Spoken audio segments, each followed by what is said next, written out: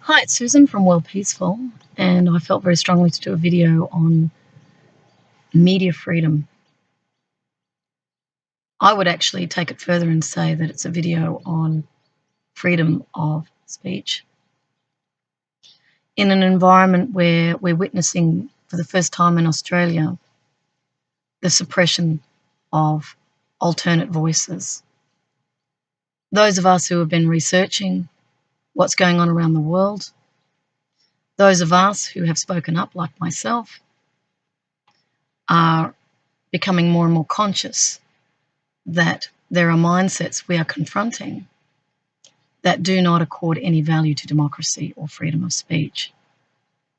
I'm trained in economics myself. I've been a market analyst. I've also been a peace educator. I have a great belief in conflict resolution as a way of solving all problems, which means parties come to a table, discuss the problem, come together to develop options and solutions as an empowered approach to problem solving. What I have encountered in my life journey is very little skills in being able to problem solve. We have, through economics, created systems that are responsive to economic signals such as price and being set on the basis of supply and demand. We have gone through evolutions on the planet from tribal societies evolving into collective agriculture, typically linear agricultural science-based systems, not necessarily companion planting like you'd see with Bill Mollison in the present day, permaculture as a contrast. We've evolved power structures. There have been fiefdoms, there have been royal leaders such as kings, queens. We have had emperors. We have had persons of status, the mainstream masses, and within the collective consciousness, a perception that there are some that are superior and some that are inferior. None of this is true. We are indeed born equal, but we are born into life experiences which inform us and transform us into what is expected around us on the basis of how we are educated, what we understand about ourselves.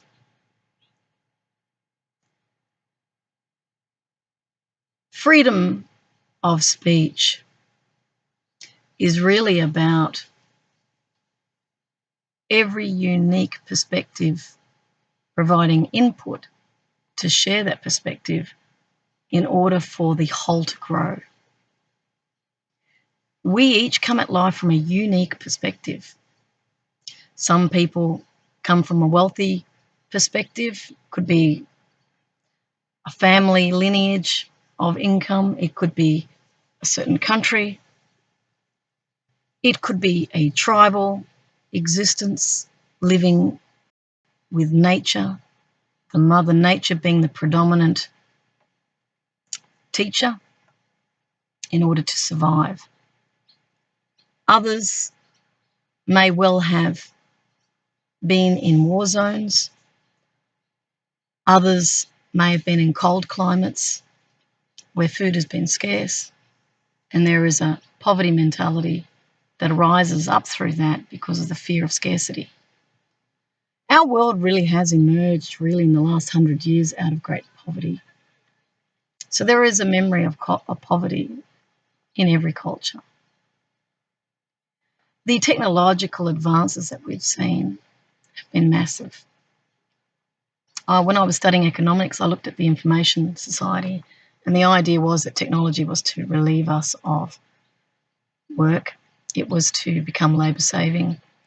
It was to create more leisure time. It was to assist humanity.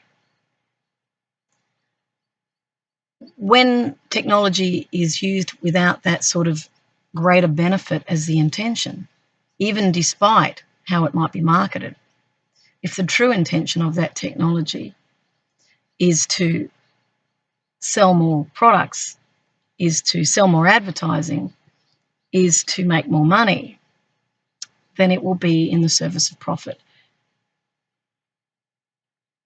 So we have ourselves systems here that have come out of products and services distributed to the many, collective organisation, various belief systems on the basis of governance serving the people. The We the People that came out of the United States was all about the government representing the people. It was for the people, by the people. It was not supposed to be about corporations controlling politics, which is what we've seen over there very clearly. I think Michael Moore is probably one of the most prominent journalists. Also, Seymour Hersh is another one that's excellent. There have also been independent journalists that have come out and talked about the power dynamics around the world, the plundering of our resources across the planet by certain countries that are buying up assets hand over fist in order to take over economically, avoiding warfare. Others, of course, have gone in boots and all with warfare whilst, seeking to further energy interests, not necessarily the liberation of people or removal of tyrants, not necessarily the world policing. It's been more about economic interests. The freedom of the press, the freedom of media, the purpose of such is to inform the public of what's going on so the public can make decisions given it's their tax base that's being used to further these other interests. Now, that tax base might be used in private-public partnerships over traditionally government services. And slowly, what we're seeing is the privatisation of those assets without the public getting any dividend or share in it or even any say over it. So the very notion of democracy is what's being challenged at this time. It's been undermined by those who don't respect the public, who see the world as a chessboard, who are moving this and moving that, but ultimately what they really want is to move from that chessboard, which is becoming more challenging, to one of an automated system. So we've all heard about the artificial intelligence. We've heard about the automation. We've seen how computers have been embedded in education that came through Future Ready out of the United States under the Clinton administration, where they sought to bring computers into all schools. Now, behind that was the intention of controlling knowledge in the image of those who were in power. And they aren't, as I've stated, necessarily the elected ones. They are the ones who sit behind there, who are donating, who have billions, if not trillions, at their disposal. When we're looking at 1% of those in that upper echelon controlling 40% of the world's resources, that is a serious distortion. And it's a problem not only for the fact that it's unfair that a certain group gets so much and so many are floundering in poverty, outside of even that basic unfairness is the distortion in respect of the appropriate use of resources on the planet. The economic system was designed, believe it or not, out of mercantilism, actually. Mercantilism was the trading companies that were setting price. Some of those prices were extortionary, and they again accumulated lots of power, and this is the way the system tends to go. Those who make money tend to make lots of money. Then they have disproportionate influence over those in power. Those in power want that money in order to maintain power, because the power is what people get addicted to, and this is the addiction at the highest levels. Now, if you're also in a space of not brooking any challenge, so you don't have a basic fundamental belief in the right of another to challenge you, and who was it? Voltaire, initially they quoted as saying that I would defend, even if I disapprove of what you say, I would defend to the death your right to say it. I think it was Evelyn, I've forgotten her last name now, but A woman actually quoted that, but it was often accorded Voltaire. So what that's really saying is that I might not agree with you, but I will stand with you in order for you to have that right to say it. Now, the reason this is important is because the very thing you think might be wrong might be right. You might not be at a point in your own evolution where you've had sufficient experience to actually know what's right and wrong in respect of that particular issue. You might have to go through the experience of it and see it differently. So those who are operating in silos of groupthink, they could be in very wealthy groups, they might be in secret societies, they might be brotherhoods where they're all thinking in a certain way, they have their own philosophical doctrines that they all agree to. They could be people working together, it could be insurance, could be banking, could be policing, could be military, could be bureaucracy, could be retail, could be childcare, and the list of groups goes on infinitum. People formulate those groups on the basis of relatedness, shared understanding. Also, part of their life journey is to go through the experience of that group. But ultimately, we're all living in silos of understanding, unaware of the whole. The media is, an awkward attempt to inform the public, but predominantly we've got business interests behind that as well, who have very much vested interest in shaping the way people think. So they themselves don't honour the freedom of self-determination, the freedom to find your own way in the world, the freedom to reform yourself, the freedom to live out your purpose, which is what I've done in my own life. I've pretty much walked away from the traditional path. I have been on it. I worked in 400 companies. But what I saw was the majority of people were unhappy. They were all forced to work 9 to 5 or later. Many of them did it under sufferance because they had to pay mortgages, they had children to put through school. They're all indoctrinated with the same belief system that we all have to do it. Responsible people work, irresponsible people don't. And that's the propaganda and dogma that enables a system to function so that everyone believes they have to work.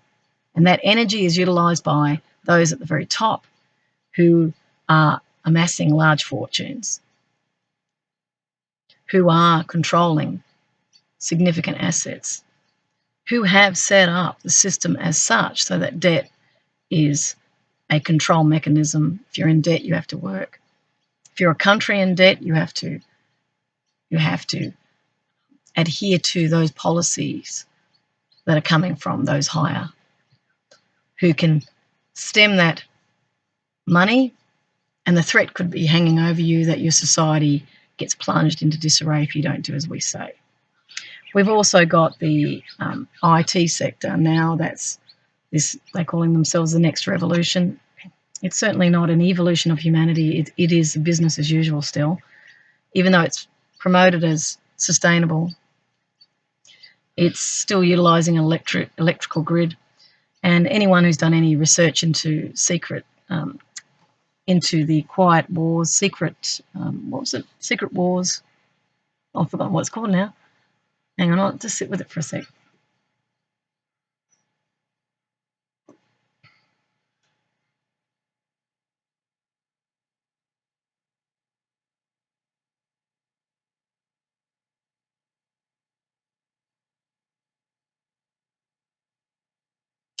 It'll come to me, but predominantly it's come from the Bilderbergs, if it's true. I have to always premise it by that because you can't believe everything you read on the internet, and the internet is such that you have to make discerning decisions on it. Silent Weapons for Quiet Wars is the name of the document that you need to have a look at. Apparently it was sitting on an IBM photocopier.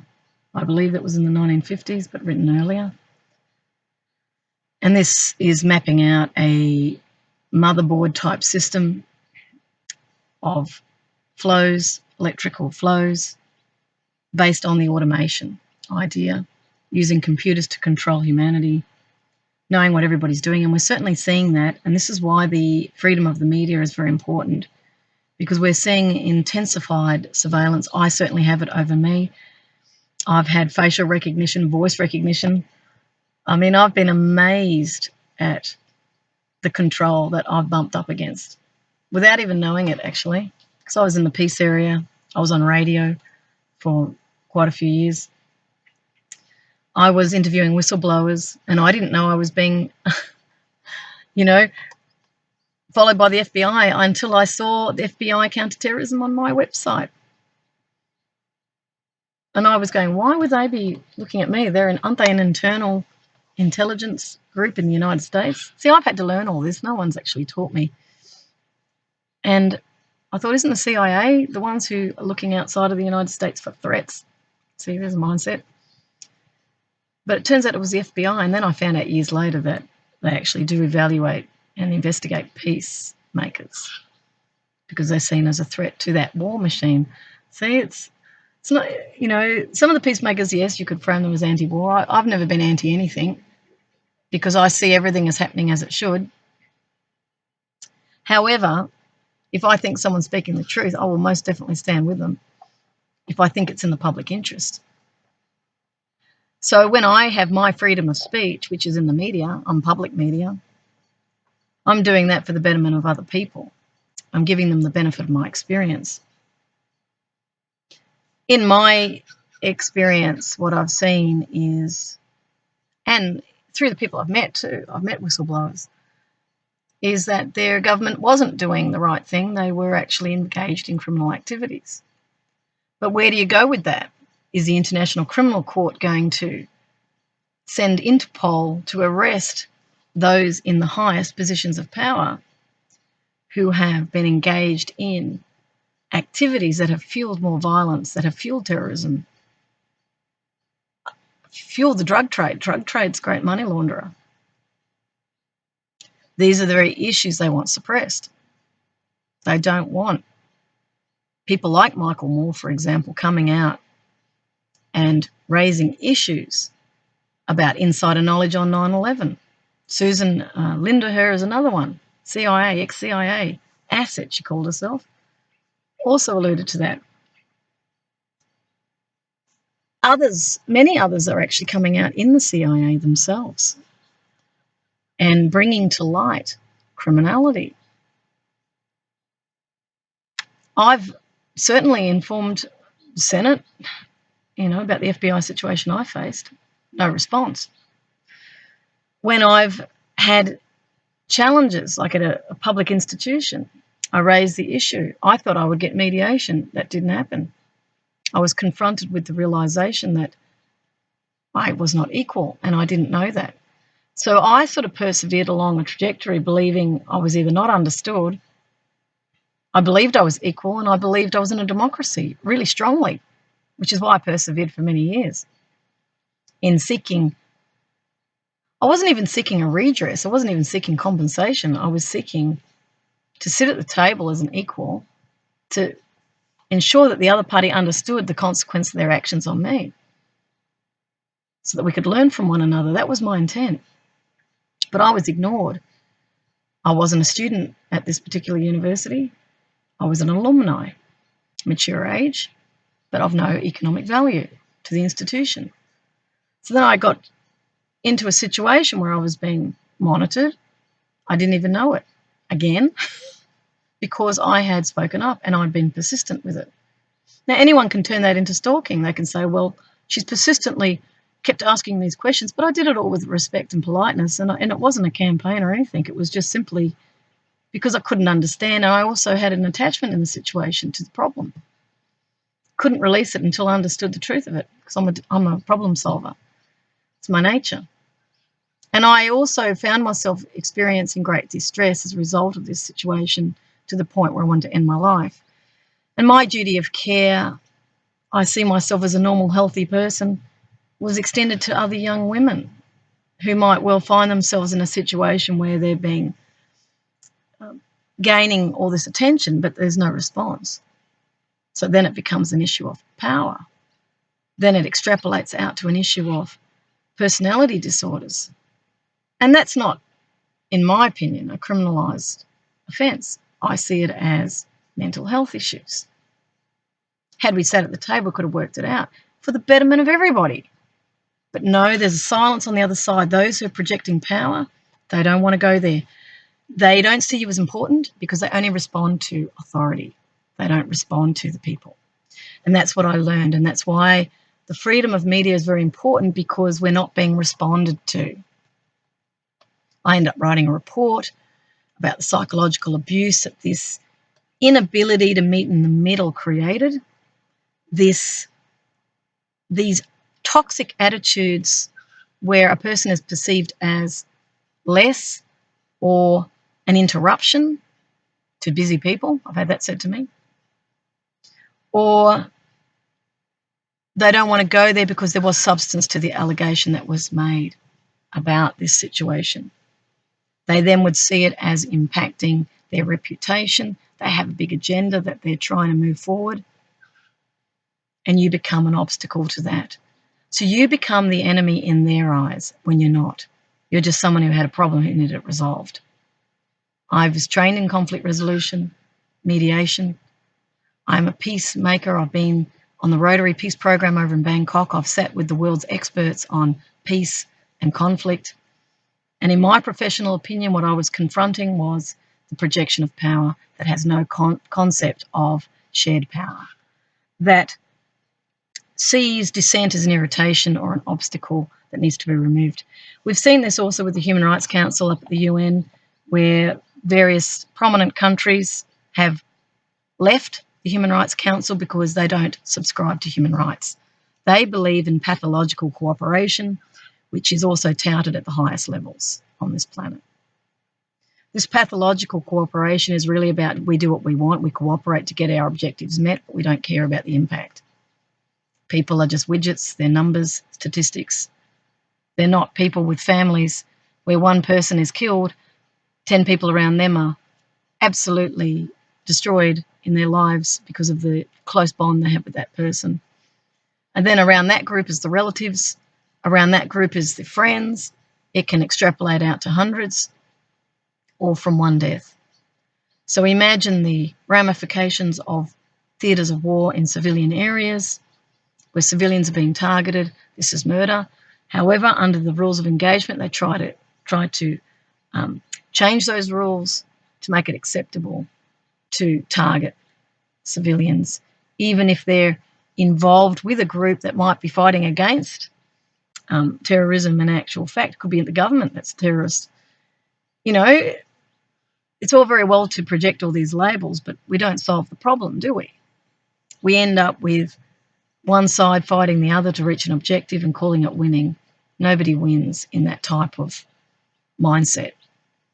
That's why those who have sought to continue with these wars have not won. They've not come home heroes. If anything, they've damaged the very notion and honour of protecting defenceless people by attacking defenceless people and calling it terrorism, calling it insurgencies. These are all words. They mean nothing to the people on the ground who are innocent civilians. So who stands up for the civilians in these types of situations? Civilians in other countries feel powerless because their governments aren't listening to them. When the war in Iraq happened, 250,000 marched in Melbourne, another 200,000 in Sydney, if not more. They weren't heard. Same applied to the detention centres when people saw that people were sewing up their lips. These were people who were being delayed in detention. They were excised out of Australian waters, put on islands as if they were criminals, and they were just innocent people fleeing from war. I met them myself. I've actually clowned at detention centre here in Melbourne. I got to hug a lot of them, Iraqis, Afghans. I even met an American she'd overstayed her visa. I thought she was part of the staff. She wasn't. Pacific Islanders were there in this detention centre. I think there were Iranians, a few Iranians, but I was dressed as a clown, so I was going up hugging everyone. And then we had the Red Cross there. We had the wardens, I guess you'd call them. They're not dissimilar to prison wardens. They're coming from private sector firms who are charged with incarcerating these people in jails. or in detention of some sort. And these people can be stuck in these places. And there's, again, another situation of psychological injury. Toxic cultures, because they don't have a say. They don't have citizenship. They're actually displaced. They have no protections. You know, it's very, very tough for these people. Many suicide. If they can get out that way, they do. So where's the compassion that greets that? See, what's happening is because we're so heavily mind-identified in this world, we've become over-intellectualized. We've been so busy running around in our heads that we've lost the connection to the heart center. My work as a peace educator was really to stuff I've designed anyway, Real Hope. I'll just give you a quick rundown on Real Hope. But I might premise it by saying I dreamed I was teaching peace. So this is my vocation. Prior to that, I was market analyst and I've been trained in economics. Prior to that, I worked in hundreds of companies in all positions. So I've had a lot of experience. So the peace work was inspired, and it was very much inspired around values. Real Hope is an acronym for responsibility, empathy, awareness, love, honesty, oneness, peace, enjoyment, and service. When you want to know if something is real, you look through the prism of values, not intellectual thinking, to find the facts. Poetry is another way of doing it as well. So a person who is real will be responsible. They will exhibit responsibility, the ability to respond. They can do something. It's in their hands. That's empowerment. Empathy is to, what if I was in the detention centre? What if I was in the global elite? What if I was a military officer? What if I was a police person? What if I was a school child? You know, what if I was a bureaucrat? How would I feel? So empathy is about standing in the shoes of the other and imagining. And what this does is it broadens perspectives. It's not just all about me, I'm right, you're wrong. It's about actually, let's just imagine in the first instant how it would feel to be them. How would it feel to be starving in a third world country? How would it feel to be perceived as black, even though they're not black? How would it be to be perceived as white? What would it be like to be a white male? What would it be like to be a female? The list goes on. It's just a question of how far you want to go for the truth. So empathy is one, awareness is the other. Awareness is in a few levels. One is I educate myself. So when I became what I would see as covertly bullied by those who were extending power, I had to research this. I had to understand the bullying. That's why I created the workplace bullying unit. That was inspired by the experience I had. So they are my teachers. They took me down a trajectory. It's why I don't hate anyone. I see the purpose that they fulfilled in my own life. So for me, there's no enemy. So awareness is learning about the problem from all sides. It's about looking at good sources. So the internet, you can't just go Google and say, well, that's true. You don't know unless you go through the experience. You can only say, well, I can feel a resonance with that. Is it confirmed by other sources? This is what media typically try and do for us. Whistleblowers come to them who might be at the centre of power. They give a testimonial, gets validated by others who've worked with them. So we investigate. Investigation's a lot different from just believing a video you've watched on YouTube.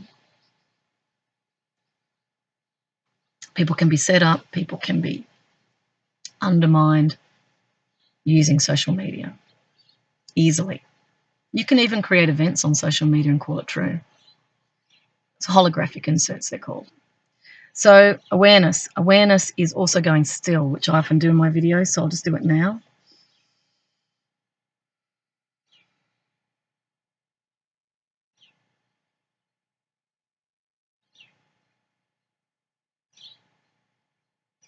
What awareness does for me is it brings me into the present moment immediately. So I hear the birds. I'm suddenly surrounded by nature. I feel the temperature in the car because it's a 28-degree day. Suddenly I'm feeling that. I'm out of my head and I come back into my body. I feel the breath.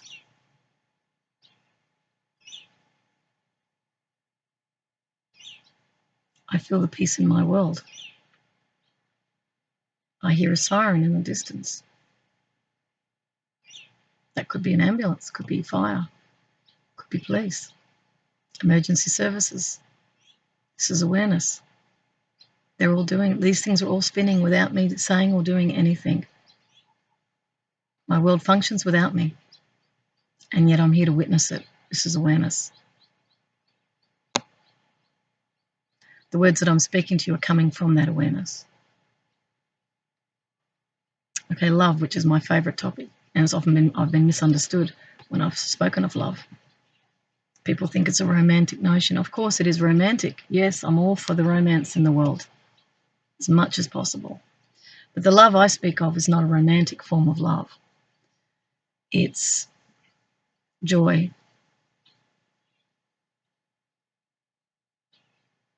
It's peace. So the peace is not some lofty notion we can never achieve. You can achieve it in a moment just by going still.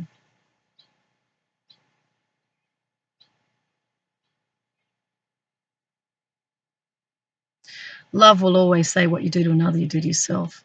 Love will share, care, reveal, and heal, which is what I'm doing. This video is coming from love.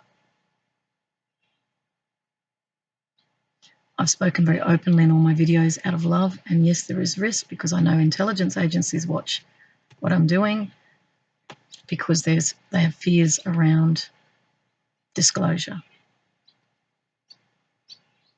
They have an agenda that they don't want disrupted, but what they're not understanding is I am part of the path that they are on because I'm in their reality. Love is expressing in this way to them. Why would it do that? Because they are lovable, valuable, and honoured, of course. What they do might well be causing disruption. What they do might well be advocating for those who don't have the best interests of humanity at heart. What they do might well promote this divided world from left brain to right brain, such as the motherboard that I have referred to in respect of what was found on that photocopier back in the 50s, I believe, but written earlier, silent weapons for secret wars, as a doctrine to be implemented at this point in the future, which is to connect the globe via IT in order to control it. It is a technocracy that this envisages, which is not a democracy, which is why the media is under attack, because those powerful voices have influence in power across the world. Because money talks, we've made money our God, not God. Because that's the case, people can be bought off. People will just do the bidding of others without any conscience vote on it. They won't go, no, I'm not going to do that because it's unethical. I've done it. I've refused to go into projects where I've thought that there could be harm done to the public. For example, gambling. In other words, researching gamblers in order to get them to gamble more. I wouldn't do that because it's not in their interests. This is actually working as a business with human rights in mind. That's what it actually looks like. In my case, I had $20 in my bank account at the time, and I didn't take the work. I also had an opportunity to work for the CSIRO, which is a scientific organisation here in Australia, so I would have been in that hub of science as a market analyst because people saw potential in me. They saw me speak. And I had a possibility of a career opening up big time. But because they were engaged in genetic modification, I questioned the person who interviewed me on that. Can we be sure that we're not disrupting Earth systems through manipulating genes? These have been fine-tuned over 4 billion years of natural selection, where the whole of nature is the signal. So in other words, if a gene works against survival, that species dies off. Only the genes that are in harmony with the environment survive. So when we go into manipulating genetics in order for an economic outcome, that is your distortion straight away, because you're not even thinking about the natural system and the knock-on effect. How does that impact? If it's a genetically modified pollen, if it's a plant that becomes insect repellent, how does that impact on the insects? What role do those insects play in nature? What is the holistic impact of that change? Now, you have to be in a mindset of the whole in order to see that question. If it's all about making money and your own personal career and bugger it, let's just go for broke. Let's just exploit the planet. It's all going to go anyway. It's all inevitable. Let's just take our bit and everyone else can go eat cake. That was Marie Antoinette, was it not? Those are disconnected mindsets that justify behaviours that harm others, but justified on the grounds that it's inevitable. It's going to happen anyway. Same with issues of depopulation. We've got people who believe in eugenics. We've got all sorts of diversity in mindsets out there, some of which have power, who believe that the best outcome for the planet is to have less population. I'm just remembering over in the States, what are they called? The Guidestones. The Guidestones are coming to me now. These Guidestones, Georgia Guidestones, apparently talked about 500 million, I think, as being the base population size. Well, I've read in very interesting material that we can actually have more on the planet. But the thing is, the denial here is those who are in perpetual economic growth type trajectories where they're utilising a lot of resources to maintain a lifestyle that makes them feel they've got power, are unable to change to live sustainably, which might mean having a lot less of those things, but living in community. I know when I did some what they call willing workers on organic farm school thing over in southern France, I stayed with a woman who was a French scientist who had created permaculture area. And she had a self-composting, composting toilet using chaff. She had herb spirals, she had permaculture, she had food forest, companion planning in harmony with nature. She was exploring that. She had a water tank. She wasn't on mains energy. She was experimenting with living sustainable life in the real sense, not in the marketed sense. And I remember sitting out the front having a glass of water because I wasn't drinking coffee, which I'm drinking now. I sat at the front of that place, really nice place, very quiet birds, butterflies everywhere. You could really see the beauty in the nature. And then I look across at a monoculture right next to me. They just harvested, so it was bare. And I could see the linear mechanistic mindset of those who had created this fast yielding form of agriculture in order to profit. Her philosophical system was all about living in harmony with the natural system at absolute close to 0 point energy use. It was also a good system in that the soils were replenished. In the monoculture, the soils we lose a lot of topsoil. So we lose 1% of the topsoil, which is where the most productive use of soil is, and it gets blown away. And that's why we're in danger of possible starvation due to these practices. But you'd have to change the entire economic mindset of infinite growth, linear processes, scientific production. You'd have to completely shift from that mindset into one of, I am an organic being embedded within the natural system. And in order to not disrupt that holistic nature, I have to learn how to live in harmony with it, so I have to change. Those who have been doing the MBAs, studying hard, believing the world in accordance with economic growth modelling, They don't understand any of that. They were often people who were advocating for environmental sustainability were seen as greenies. There was a lot of propaganda around that for a long time. Hippies were the peacemakers, yet the peace is the true nature, because when you're at peace, you're not stressed, right? When you're at peace, you're accepting and loving what is. This is a philosophy. You're understanding you're not in control. That is truth. You're not. No matter how much you can pay people to get activities happening, which gives you that sense of power, you do not have control over the entire planet. You don't. Because there's 6 billion combinations, 6 billion people having all sorts of experiences and activities and thoughts and imaginings that are co-creating the world and the times we're moving through. One can try and alter those cognitive abilities, those awareness abilities, by changing the pineal gland, which is what gives us access to these higher perspectives. People can try and do that, they can. But we're spirit in human body.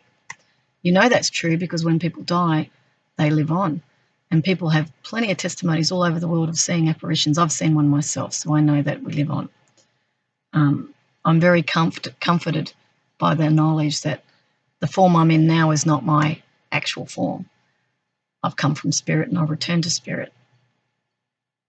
And my job here on the planet is to live in accordance with my own truth, to speak up in social media like this, to share my skills and knowledge with the world in order for its highest good.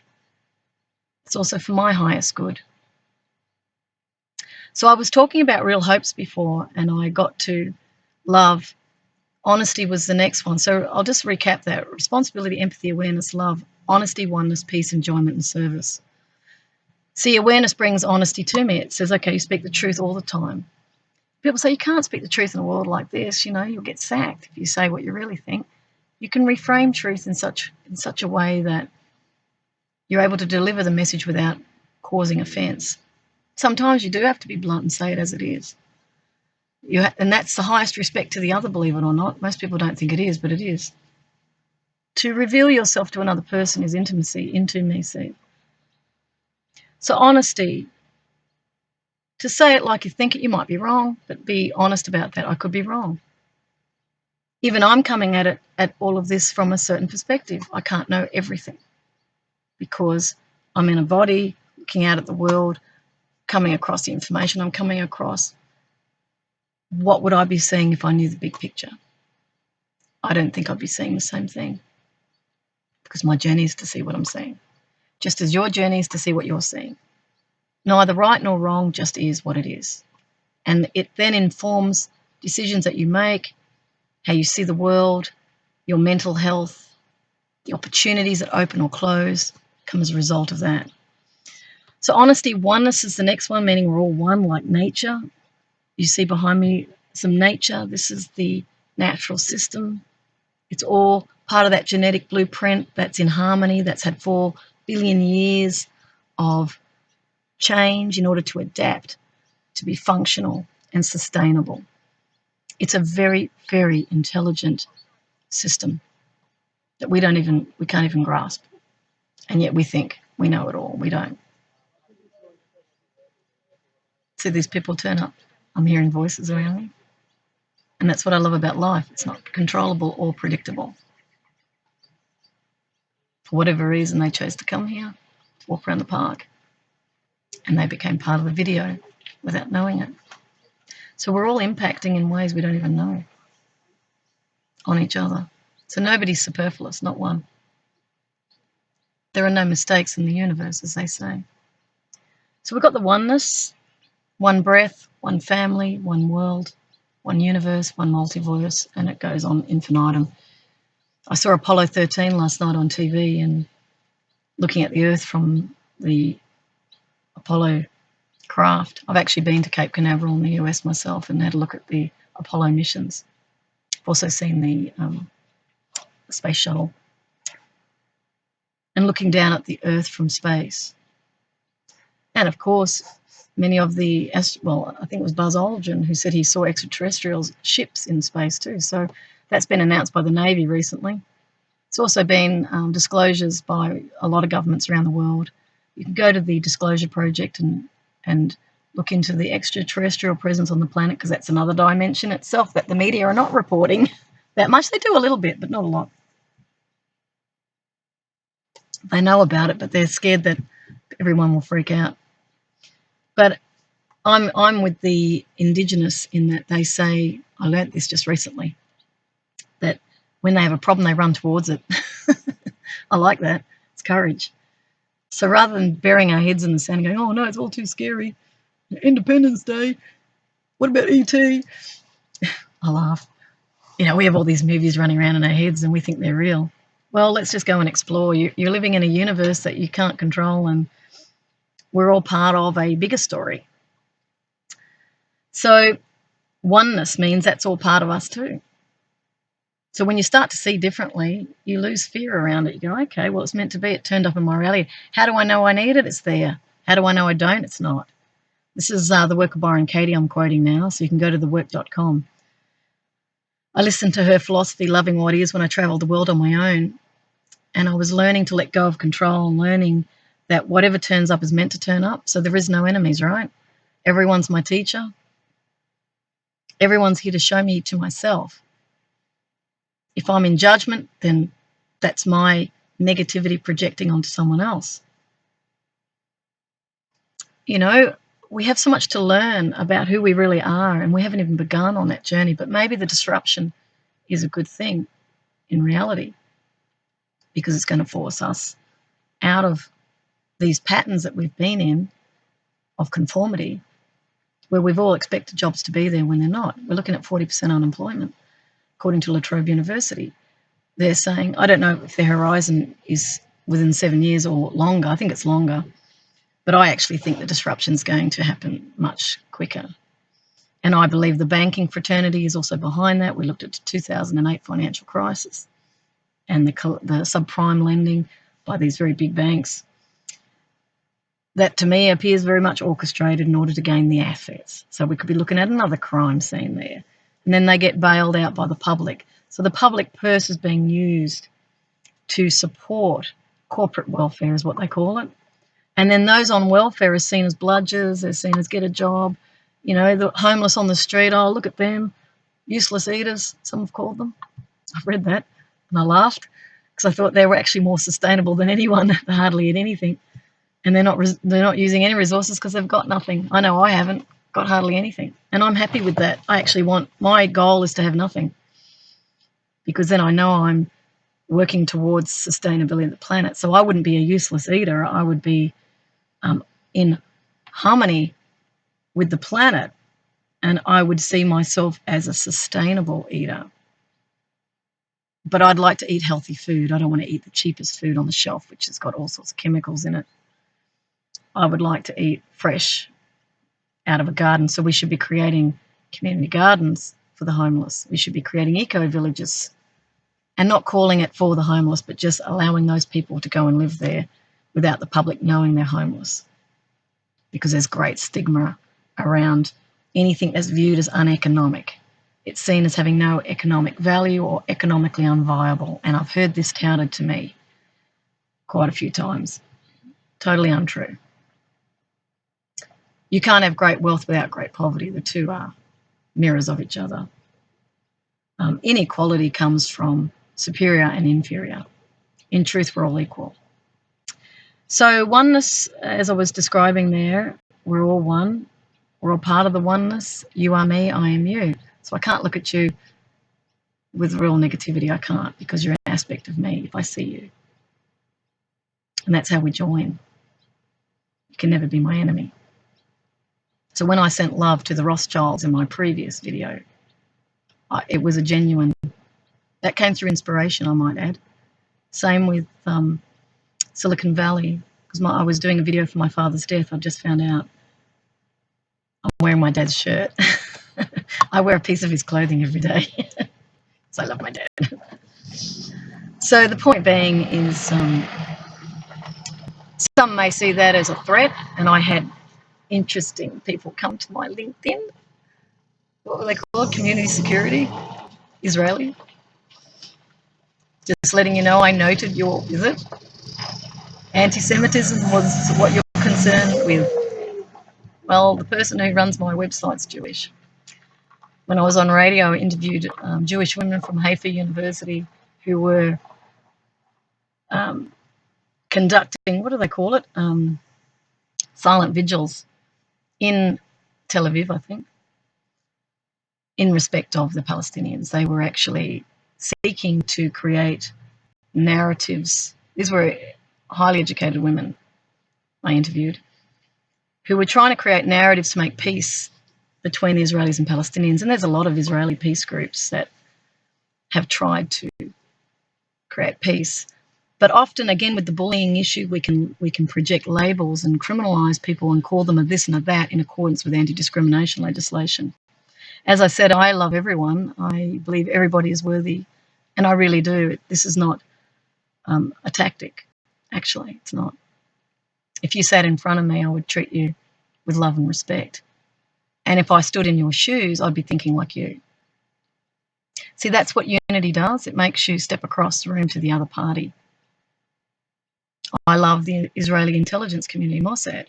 As I've said in one of my previous videos, my first book that I ever read in my life was actually about Mossad. It's called what was it called? The Exodus.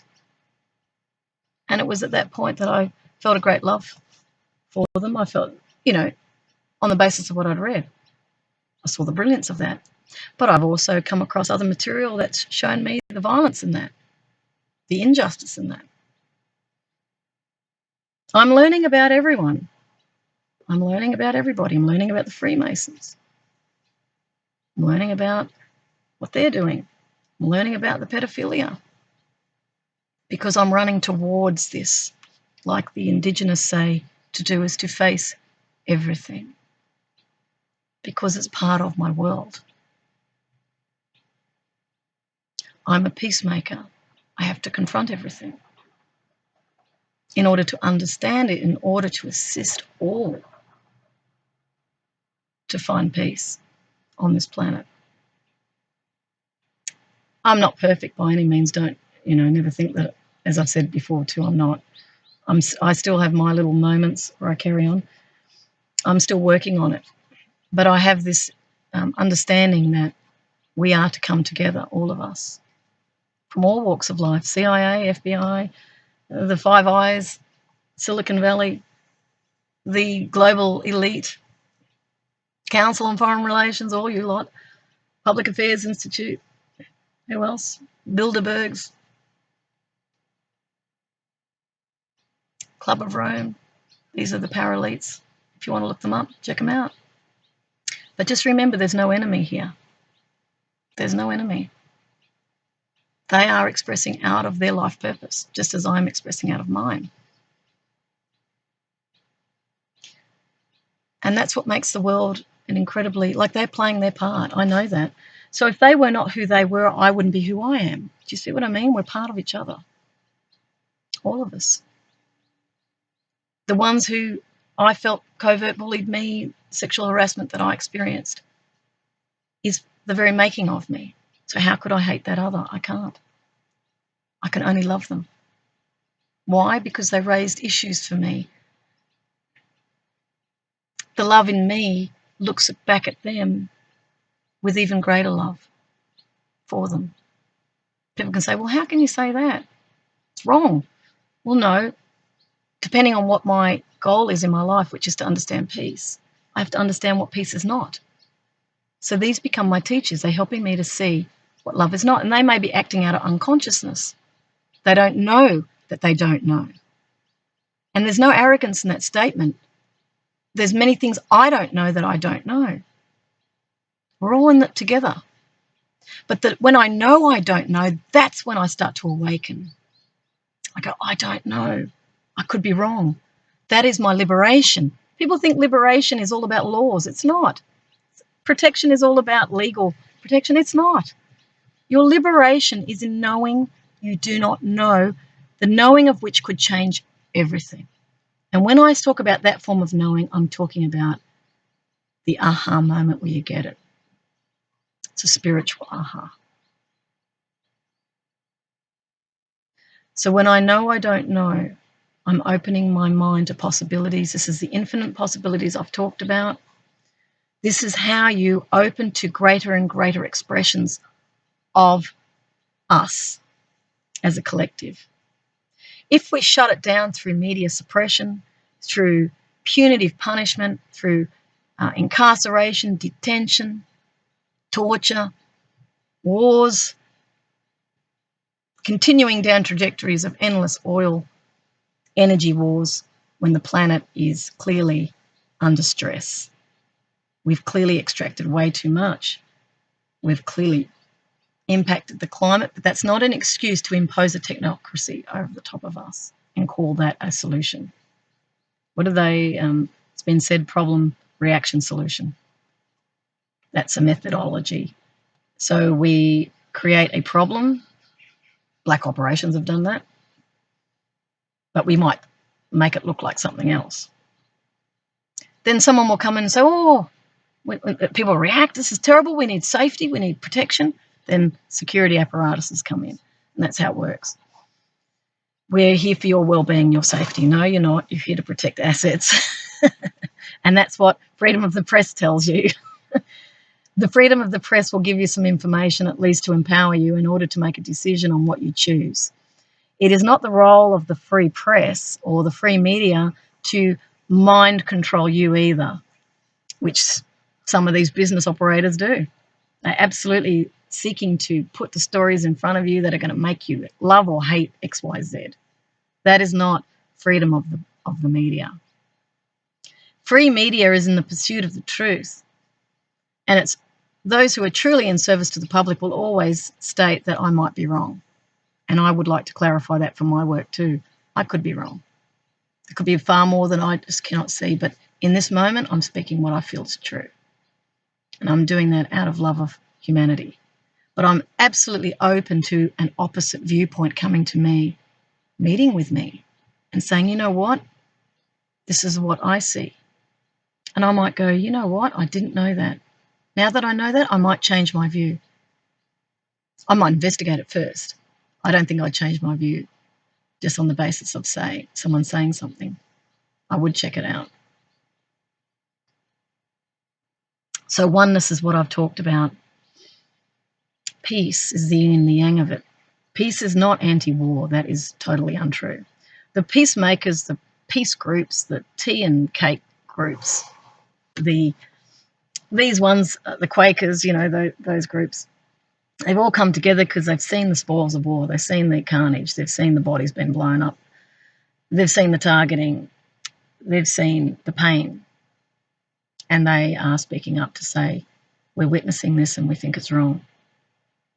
We think that you can resolve conflict at the United Nations through international bodies. We don't need to kill each other in order to solve a problem. We can actually get together and, if we're honest, and that's the big key question, if we're honest and really want to serve the public, these matters can be resolved. We've also got more angry groups out there who will. There were the monkey wrenches. I did peace studies at La Trobe. The monkey wrenches were the ones who disabled the aircraft in the hangars. So they were actually Catholics, interestingly enough. These Catholics were getting in with wire cutters under the fences. This is in Britain. I'm remembering, I can't remember, something Commons. Greens Commons. The British will know it. I can probably put a link to it. I met actually one of the women who'd done that. But I think they went in and they got in under the fence and disabled aircraft. They disabled bombs. They didn't want them bombing Iraq. I think that's what it was. So there have been many peace groups. Some have gone to Pine Gap. I saw some pictures when I was at Woomera of people burying their backsides in Pine Gap. And, of course, I was just told recently by an IT guy that all emails go through there. I didn't know that. I don't know if that's true. I can only say that's what I was told by an IT guy in Canberra. So then we've got the whole surveillance apparatus around this, Snowden, Assange, all leaking, that there's activities going on where all our information is being data collected, and we know that's true. Microsoft is doing it. The IT Google, I'm just going still for a sec.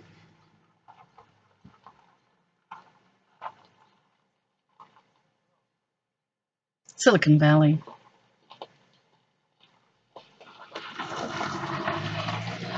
Engaging in their last big revolution because they nearly lost everything prior to the 2008 crash, and then they revived it and money got pumped into creating Microsoft as a single, this is your one world government type thing, in my view, Google. So all searches go through the one thing. We'll notice the other ones are dropping off, and we don't want that. We want variety and choice so that we can not be tracked. Of course, the reason for that is commercial reasons. Advertisements are getting, people will notice on their phones that they talk to their friend about something and it manifests on their phone, the ad. That's an invasion of privacy, and the governments are allowing it because the telco industry is involved in government. So the deregulation is a response to that action. We've seen it in the United States, ex-telecommunications, people coming in and basically deregulating the telcos so that they can have full access to public information. That gives them control. They can put ads in front of people. They can control through what's put on the internet, what's not. Censorship will come. For those who have certain ideological predispositions, will want the world to think in their way because they're not open-minded to the true freedom of diversity, which is the undermining the freedom of speech. So we've got groups in the world who want the world in their image, and they've got the money, and they're basically promoting this in a way that's saying you've got no choice. Well, you do. You have plenty of choice. You only need a few people with an intention for peace, for ecological sustainability to come together without hatred in their hearts to create change on the planet.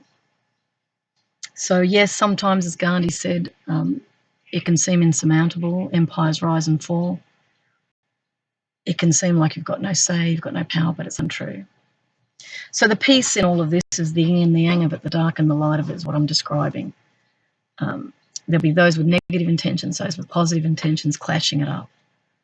Some people could talk about this as holy wars, etc. They're not really. It's really just the dark and the light element that has always existed in humanity, clashing it up in order to define itself. Both are playing a part in the evolution of humanity. There is no enemies in this paradigm. It's just different ways of seeing, which we didn't create. Okay. So I'll give you an example. When I judge someone, that is the dark element. I sit there in judgment of them and say they're this, they're that, they're evil, they're bad. That's my darkness projecting onto them. Now, when I start to awaken, I become aware that I'm doing it. And then the light within me says, see it as it is. Person in the IT industry, they're creating all these programs. They are seeing the world in this way. They believe it's a better world, if I'm honest. They will see that the compliance type framework, if everybody gets a choice to say yes or no in their mindset, then they'll lose out on business. It's not going to optimize profits for them. So they create a compliance framework where you just go yes if you want entry. So if you want entry into this, you have to agree to terms and conditions which you never read. That makes it easier for them, but then on the other hand is the whole human rights democratic framework, which is why there's pressure to get rid of it, because it's considered cumbersome. It becomes a barrier. But if we all get together and we talk about our children, children's children, do we really want them in a world where they have no say over anything and where they're just used as part of a system to benefit the few? Is that what we really want? Is that the purpose of humanity? Is it just simply to work? Or do we have potential? Do we have our purpose? And on it goes. So that was peace, the yin and the yang of it. Life is contrast. The contrast is meant to be You're not going to have the perfect, peaceful world. You're always going to have, in this type of trajectory, you're always going to have opposites coming at you. When I announce peace, the opposite will come to me because that's nature. So that's peace. Enjoyment is the clown, which is what I've talked about in the past. It's the happiness, gross national happiness. It's creating places that people feel happy and at peace. The eco-villages are a great example of happy places. You're in nature. That's why we go to nature for holidays. We feel peace and happiness. We can ground our negative energy in the soil. That's very important. And happiness comes from when you're in full alignment with who you really are. So when I go clowning on the street, because I'm coming at life from a perspective of loving everybody, I'm in the highest state of joy. And I can remember when I clowned with my clown buddy John, he and I sat down for a coffee after we'd clowned. We'd hugged everybody. This was your utopia, actually. I remember feeling when I sat down, the whole weight of the world was off my shoulders. I didn't have any weight. I was weightless because I was in a state of utter joy. Now, nothing had really moved off my shoulders. It's just that my mindset had changed. I saw no threat in the world. When I went and hugged people, if someone was scared of clowns, that's okay, I back off. Send them a kiss, back off. Let them have their space. Let them have their fear, which was a fear they believed it was untrue because I was no threat to anybody. They're only in danger of being loved with me, and still are. So anyway, I remember thinking about how beautiful the world was and is, and how fortunate I'd been to be able to move through society in a space of unconditional love. All the colours amplify in that type of world. Everyone drops their mask.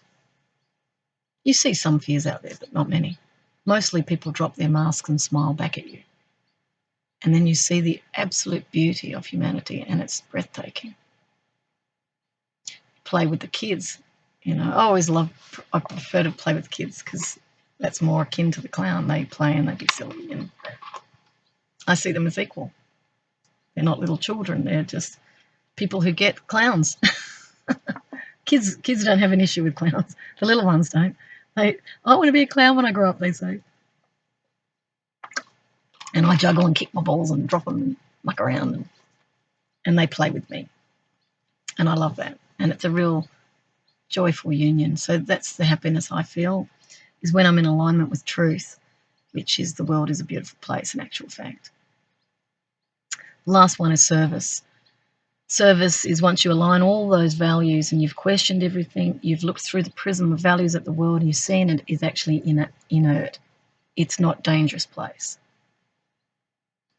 Doesn't mean if something happened to me, let's say someone took offence and saw me as danger and decided to remove me as a problem, I would just see that as part of my life journey, and I would awaken into another reality. Who knows where I would go from there. When my father died, I knew that he had awakened into a much more beautiful reality.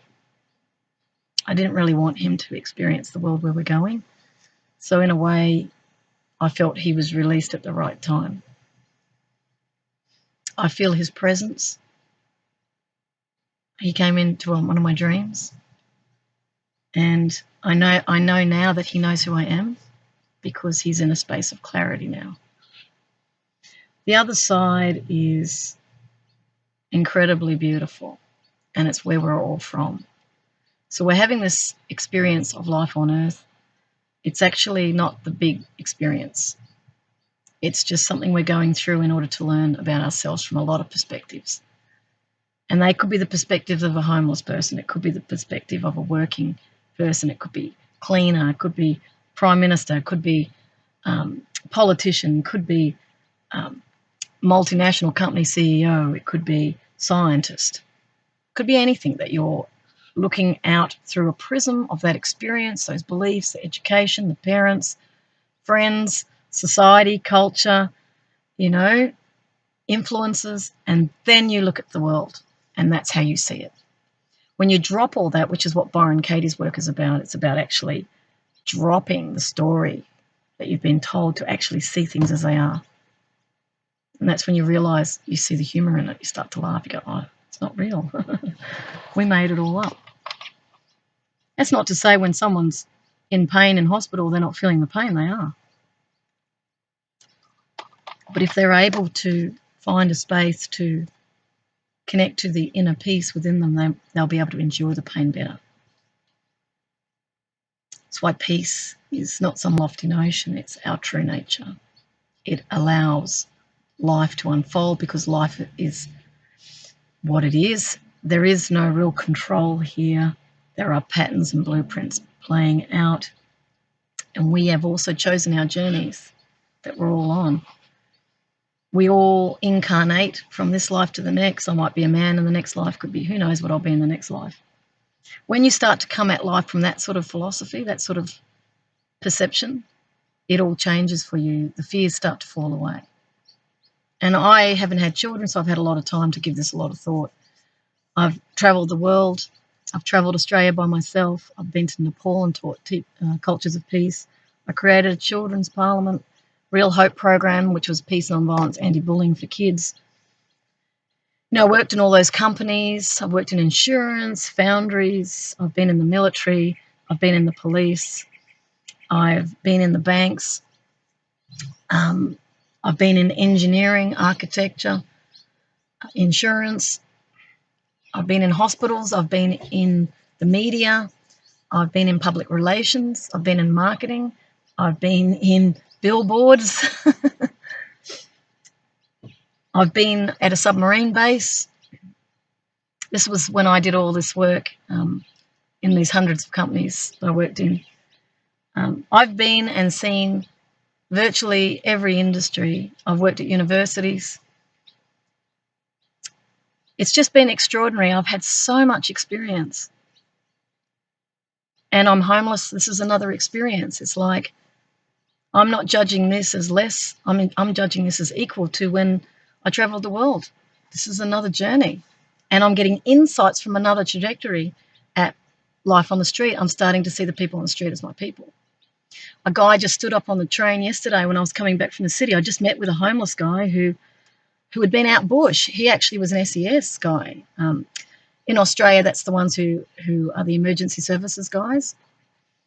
He was homeless for 5 years, lived out of his van. He told me he came from a small town. He was a country guy. And he said he felt drawn to go bush. And he did. He said he went 20 kilometres out. He wanted to end his life. He put a gun to his head. And he said he had some images of characters that were strong. And this ended up being a distraction for him. He ended up not taking himself out. He said he's climbed up mountains in the dark. He's been in the snow. He's camped in the snow. This guy, he had an incredible experience, homeless. He's now turned his life around. He's come back to Melbourne. He is not feeling those feelings. Both his parents died. He's going to do a 80-kilometre walk, and then he's going to do a 600-kilometre walk. It's very healing for him to do that. And a lot of the homeless need to get out in the bush because you can ground with nature. You see these negative feelings, these feelings of isolation and hopelessness and powerlessness, which is what happes when you become homeless because you've got no money. You're not believed. People blame you for your situation. People won't help because they think you should just be on Centrelink. People have all sorts of dramas going on in their lives which render them unable to continue with what they did before, and so they enter into another form of experience. And it actually becomes a portal through which you expand. Homelessness can become the very doorway to take you to higher perspectives. So going back to the train, a guy stood up and he would have been, I reckon, around 45, 50. And he goes, "I'm sorry, everybody, I have to say to you, I'm homeless." He said, "I've just left my wife. I've got no money. I have to pay something like $600 for something. I don't know what it was. Maybe it was he was believing he had to go to a hotel or something. I don't know. Can't remember, but it was a lot of money, and he said he needed $80, I think, extra. Now, I felt judgment coming to me straight up, and that was a conditioned mind pattern from the past